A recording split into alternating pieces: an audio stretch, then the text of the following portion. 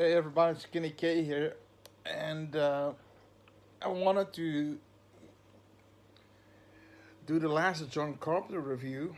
I think I did them all, even Assault on Precinct 13, movie that I wouldn't see if I didn't become a YouTube reviewer, but as a Carpenter fan, um I owe it to the Carpenter fans that are watching to do as much of these movies as possible.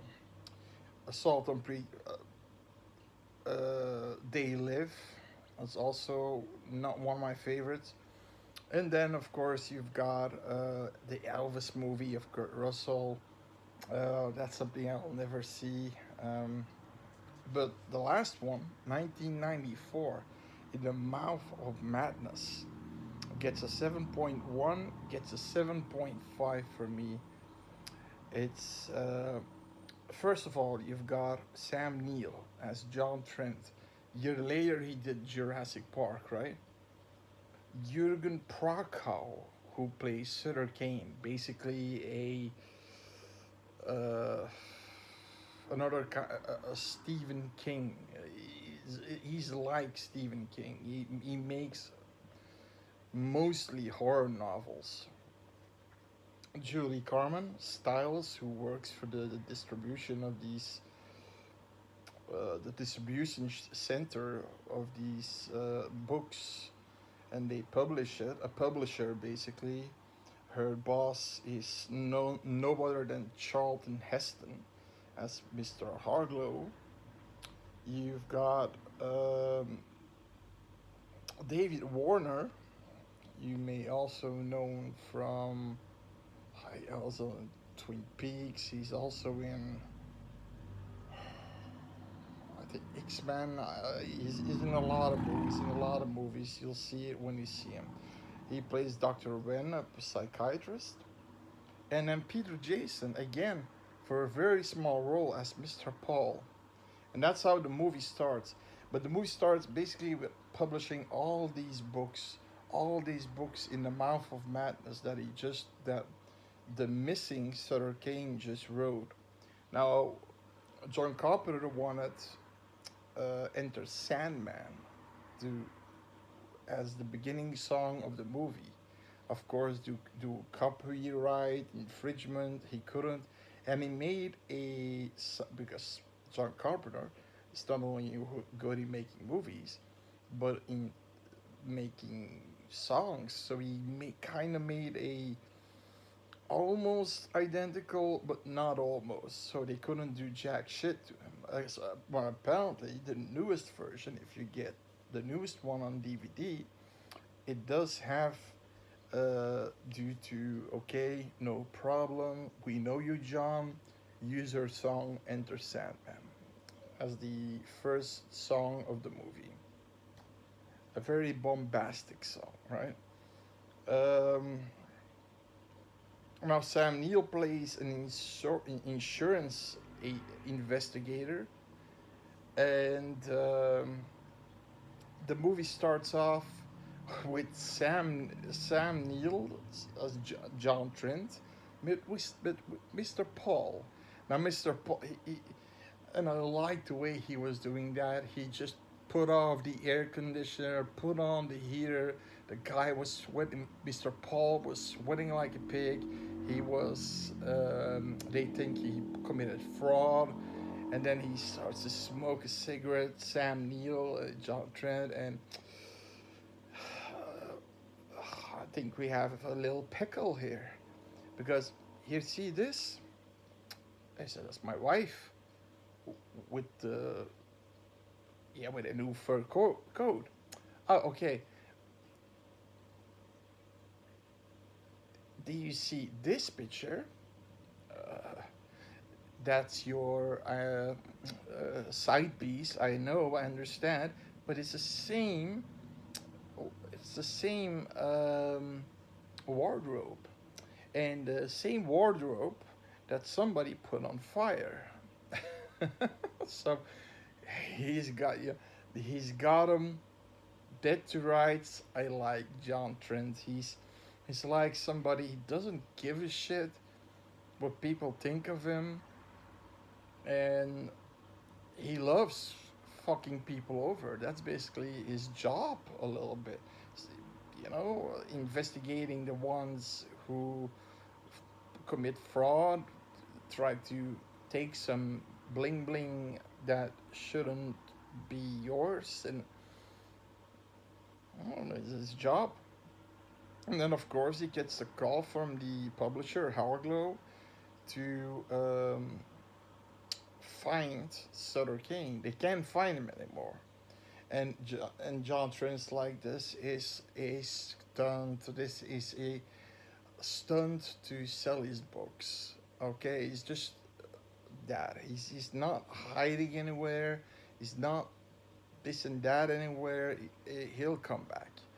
And they say, but we didn't see him for a month, and he was acting strange, and that's what the co-publisher said. Uh, Styles, who's played by Julie Carmen, and he's, you know what? I'll look into his material and see what happens. But then these weird things start to happen. For example, one of the crazy shots in the movie, and this was filmed in Canada, because somebody who worked on the other side, well, it was a video store. Now it's a pizzeria, but or a snack bar, but he worked there in the video store. This guy comes out with an axe, swinging, and he sees John Trent sitting there, uh, talking to shop, talking shop about investigating things, and he bursts through that window with weird, distorted blue eyes. Do you read Sutter Kane? Do you like Sutter Kane? And then he wants to throw that axe in him, and of course, luckily the police comes in and blows him away. That scene was pretty cool. But then he buys the books, and there's this one guy that was he bleeding out. He had blood red eyes, because apparently that's what you get by reading these books. Apparently people get seizures of reading his material, paranoia, fright. It's apparently it has a big impact on you, and he gets to read those books, and every time he passes a poster, which in the promotion of the Mouth of Madness, and you can clearly see that the guy on the bottom side of the poster is John Trent. So you already got a sort of a clue there. Then he sees a cop beating down a guy who was spraying something against the wall, and the cop's like, you want some of this, buddy? He's billing, he's using his club, his baton. And every night it's the same until one moment he sees the cop again. And then when the cop looks at him, he's like this freak face, monster face. You want some of this, buddy? And then you see all the guy with the axe and many more people axes rushing John Trent and hacking him to pieces. I think he was hacked, or no, the guy with the axe from the when he wanted to kill John, he gets axed by multiple people around him. You see a hand flying away, blood squirting. It's weird. It's eerie. It's off-putting. You can't, until he reads those books and he starts to get it too. Like he gets, squeamish, and he eventually he goes in on the offer of Harglow, because he's interested now. but he found by um, taking pieces of the book, of all the books, and it's a map. It's a map to Hobbs End, which everybody thinks is a fictional town. No, it's a quaint little town, Hobbs End. He takes a map, he puts it on, and you can clearly see that it's the exact match of that little town. So he goes there. Styles goes with him to investigate, to see if it's not a publicity stunt or not. And the first thing that happens is so weird. She sees that this boy on his bike with the cards. You know, the kids used to put a deck of playing cards on the spikes of their wheels that make tuk, tuk, tuk, tuk, tuk. And you see him in the backlight, the reddish light from the car, and you see him disappearing. Then she runs him over, but this time he's an old man with long black hair. Okay, it still looks like a boy, but I can't get out. for some reason it got to me that scene. It was creepy, and you hear the guy say in the same voice as a boy, they won't let me go. They won't let me go. And up he comes and crawls on his bike again, and he's gone again. And eventually they reached Hobbs End. But the dickish move was that Trent, after Styles ran somebody over, okay, even if the boy or old man at this point just leaves and is okay, I personally would take over the wheel. I wouldn't let Styles drive. She's in shock, but Trent is like, okay, I'm gonna sleep a little bit. That's alright. But Trent is a selfish asshole, basically, in this movie. But that's what makes his character great. He has to be. As an investigator, he has to be. Because he thinks it's all a publishing stunt. And he thinks Stylus is on it, Harglow, and many more. They arrive at Hobbs End. And from the bat, you see that it's such a creepy town. It's you see this weird thing that Styles see a dog that's being followed by a bunch of kids, which a few of them look weird.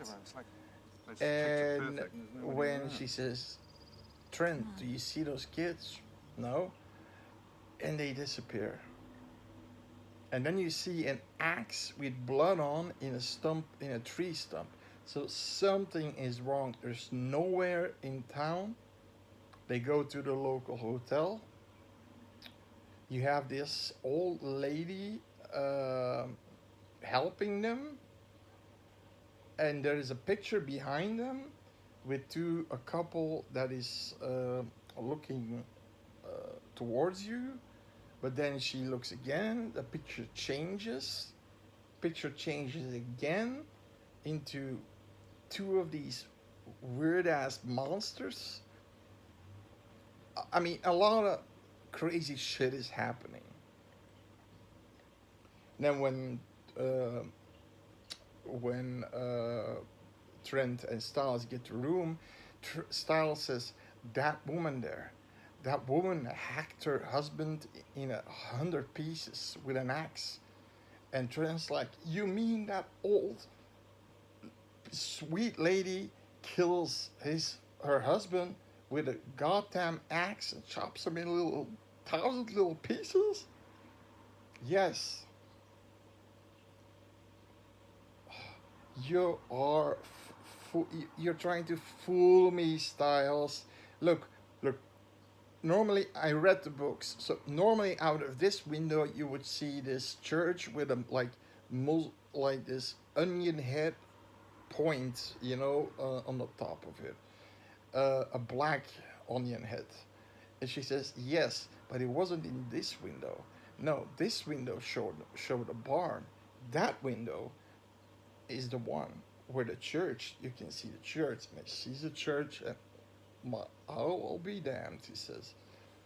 Not convinced yet, they go to the church, and then you have these two or three pickup trucks with guys with guns and bats, and then they're they run back, right? And you, you've got that guy who plays I don't know his name, who plays Vigo, the Carpathian in Ghostbusters 2, the guy in the painting. He's I think he's German. I think he's German, but his accent is really bad. Hey, let my son go. He shoots his shotgun in the air. The door opens. You see Sutter Kane. Give me my son. And then you see his son. Johnny boy. Johnny boy. And then Johnny. a lot of Johnny all of a sudden these pit bulls and these Rottweilers are released on these guys, and a lot of guys get ripped to shreds, and the rest have to get the hell away again without Johnny boy. There is also seen apparently that guy, these people were normal people. But Sutter Kane's books come true. The creatures, they come true. The mouth of madness, the demon-like acolyte creatures that are in this book are real. You're my mommy. There's this scene that's super. Oh, that I thought was really, really creepy. First one is the old lady, like I said. She has her husband chained to her leg and giving him kicks. And then that scene where he finds the old lady and she's chopping him to bits, but she's like a monster with fucking tentacles coming out of her. She's chopping him up, and you see the axe going in, and he's like, fuck. He gets the fuck out of there, because the book said that you can see, the villagers could see the creature in the like, what's it called, the glass room where all the plants are put in, and would see this horrible creature, and he sees this horror. Now the old lady's become this monster. And then he goes to town. He's going for a drink, although he just saw a man getting murdered. Styles left him. She went to the church. And that's something that Styles sees Sutter Kane. He says, voila, my book has ended. Now it's just the right person who has to take it. He wants John Trent to take it back to the publisher. Now, she kisses the guy, and the guy has this little demon-like creature in the back of his head. Really weird and unsettling stuff. There's this scene where Vigo the Carpathian, the guy, Johnny boy, he's sitting there. I think he owned the bar where, but somebody had to serve him because he was drinking this big jug of beer. But out of the living quarters, or maybe he was the owner of that bar, but he didn't serve him. He says, "Oh, you're still here. You have to go. first to get you through the children, and then they get to you.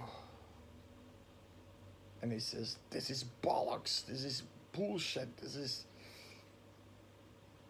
a publishing stunt. Oh, it's real. And then he takes a shotgun and he says, what the hell are you doing? He wrote me this way. I have to. So basically, Sutter Kane wrote this guy to die, and Trent goes to the church. Apparently, Trent is the protagonist of the book, and he doesn't want it. He has the thick script of the book, and it follows him. It follows him around. And actually, something that I forget, the movie doesn't start with Mr. Paul's interrogation. It starts with him, Ren, to basically go into this insane asylum. And he says, they're all there, the monsters are all there. He kicks one in the nuts, and he chins one, in his head. Yeah, eventually he's put in this padded chamber, and Dr. Wren, that's where Dr. Wren comes in. He says to another doctor, is it so terrible outside? He says yes. So something is happening outside. Because, spoiler, when John Trent is back, he, like the other guy, who apparently was the manager of Sutter Kane, he, in the same way as the Axe, but all the people lining up for the new Sutter Kane movie, because they made even a movie of it, so everybody's gonna get fucked up. If you don't like to read, you can't see. And this boy bleeding out of his eyes with these weird control, like I said, these weird blue eyes. John Trent didn't have those. That's weird. The other guy with the axe had it, but he didn't have it. He says, you like the book? So you like Sutter Kane? And then, flash. So he becomes an axe-wielding murderer. Like I said, the end of the movie is the beginning of the movie where he's captured and put in an insane asylum, and Dr. Wren has to find out why everything is going to shit outside. People are killing each other. It's pure pandemonium, and he hopes that Trent knows something. He put his room full of crosses and his face, although there are a few places that I don't think perfect crosses that he could make that, like in his neck and thing. Here in his neck and here, you gotta see it. They're perfect crosses.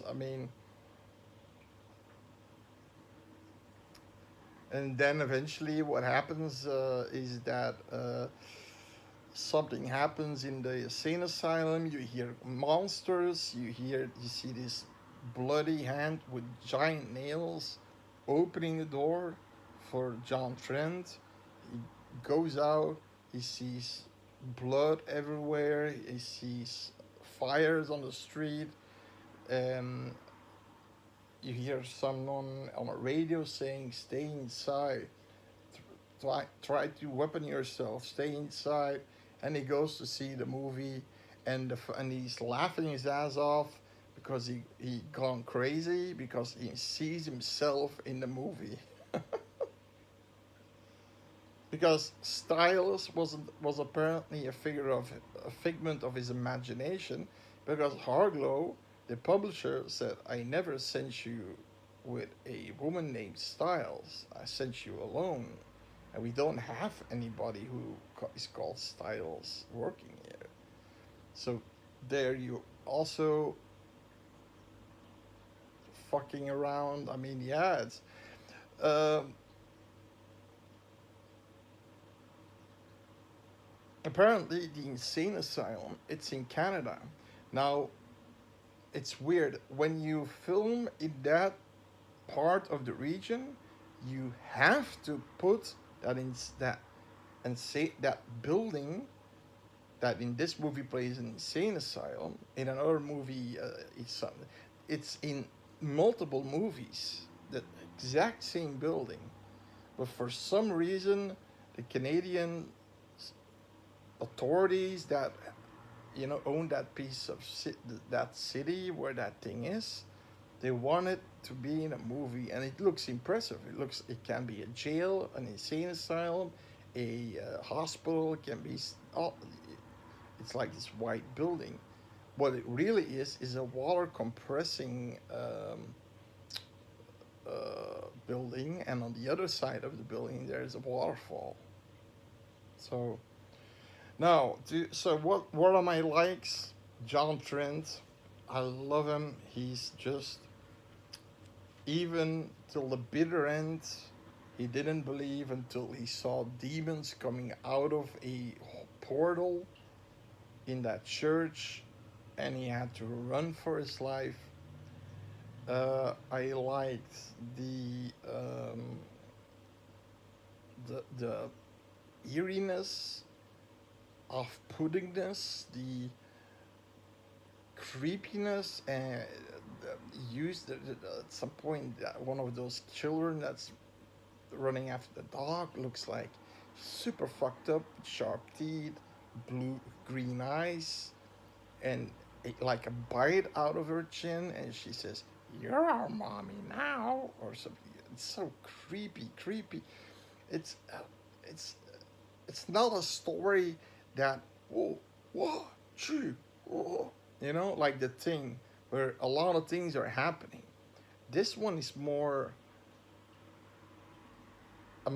fabricated. I mean, no a more extended, explained story that sometimes you gotta pay attention to. It's not a movie you can't pay attention to. You really have to. And like I said,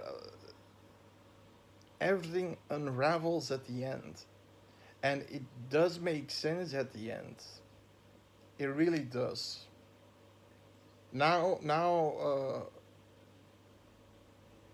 when I'm reviewing this, it doesn't make sense maybe because I'm going all over the place, but it's a movie that goes all over the place and begins and ends at the same spot, the insane asylum. What I didn't like is that